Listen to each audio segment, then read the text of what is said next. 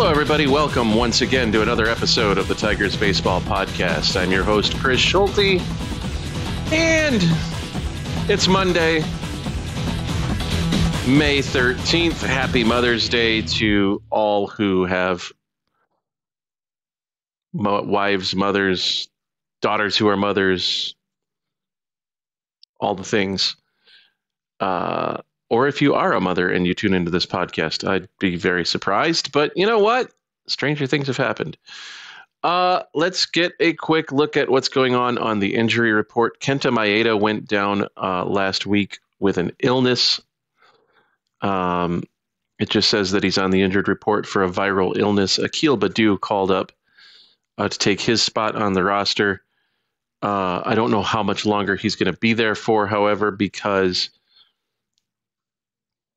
Matt Manning has also been called up to start.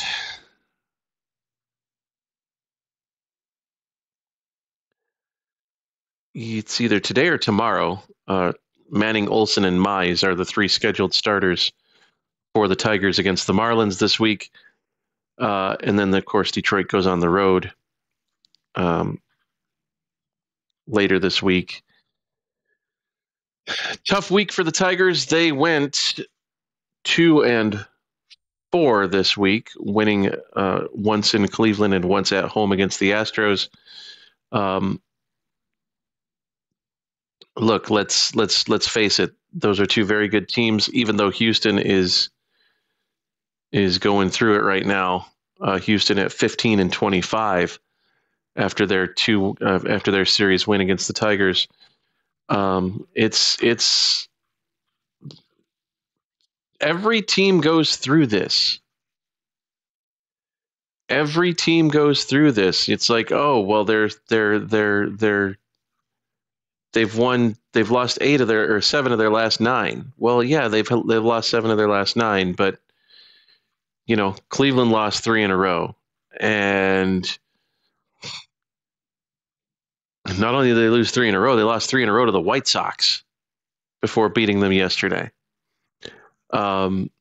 Minnesota was 7-13. Now they're in second place. Kansas City is going to go through this. Cleveland is going to go through a 10-game stretch where they lose 8 of 10. The Dodgers will. The Braves will. Teams will do this. This is a 162-game season. You're not going to be in a situation where you're having winning months every month or winning weeks every week of the season. It's just not going to happen. So it is what it is. Hopefully Detroit gets healthy tonight against a Miami Marlins team that is already over 100 runs in the negative in the run differential department.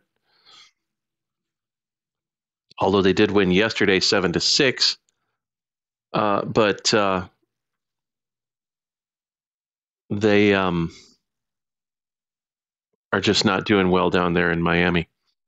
So important things to note this week. Gio Urshela is looking like he's about ready to come off of his rehab assignment and come back to the majors.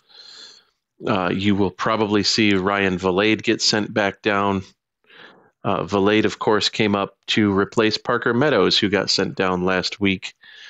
And look, this is A.J. Hinch. This is Scott Harris. This is Jeff Greenberg. These guys don't play around. If you don't perform, you don't stick around in the big leagues. If you perform in the minors, you get a chance to play in the big leagues.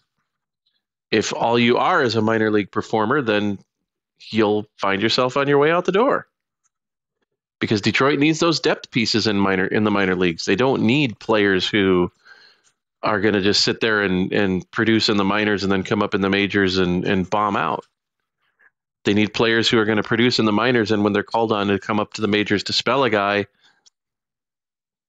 are going to produce as well. So every good team has that, and bad teams don't. And I'm going to beat this until the end of the year. Detroit's a good team. They're not a fantastic team. They're not going to win the World Series, but they're going to make the playoffs. They're going to win the division. And I still feel that way. Even though it's 40 games in for the Tigers, I still feel that way. So, and a lot of people are like, "Oh, well, 40 games in, you can tell what your team's going to be." And 20-20 with a positive run differential, and an offense that looks like it's only going to score 650 runs, but a defense that looks like it's only going to give up 650 runs. Well, you know what?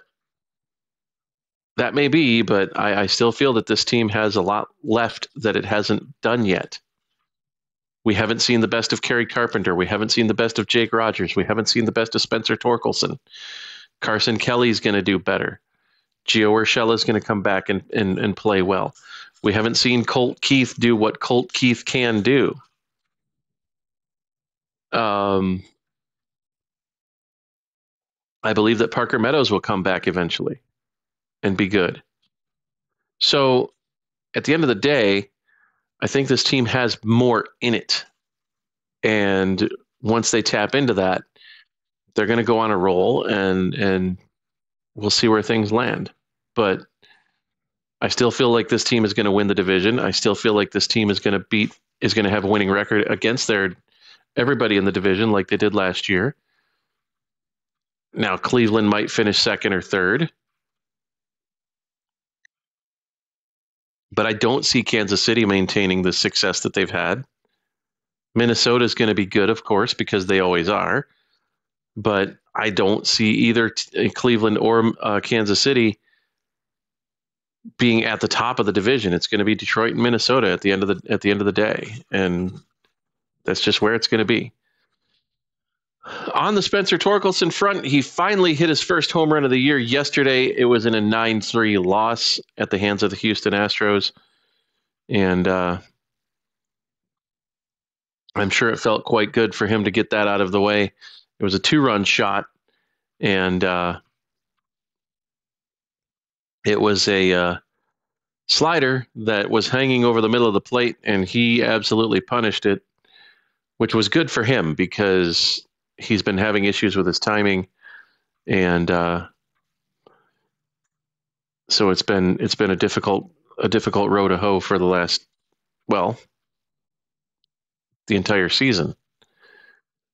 He's been hitting 7th in the lineup. Now that doesn't mean that he's going to magically go back up to the 3 spot after yesterday. I'm sure AJ Hinch wants to see more production out of him before he moves him up in the order, but it's a positive sign. Kerry Carpenter hit 2 homers on Saturday. Riley Green hasn't homered since Cleveland, so that's but they've been pitching him differently, and he's going to adjust, and when he does, then he'll do all right. Riley Green's going to be an all-star this year. He's that good. So not much else going on. Can we do something about Javi Baez?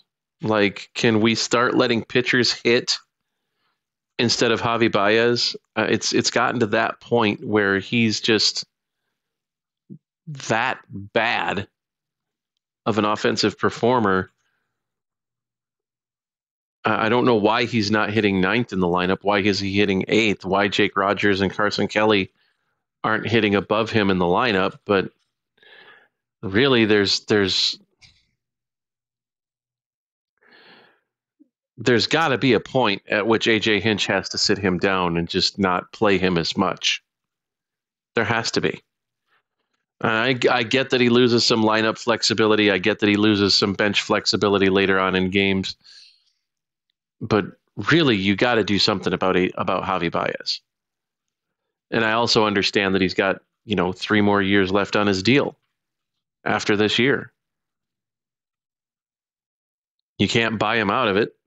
I suppose you could, but it's going to cost you over $100 million to do it.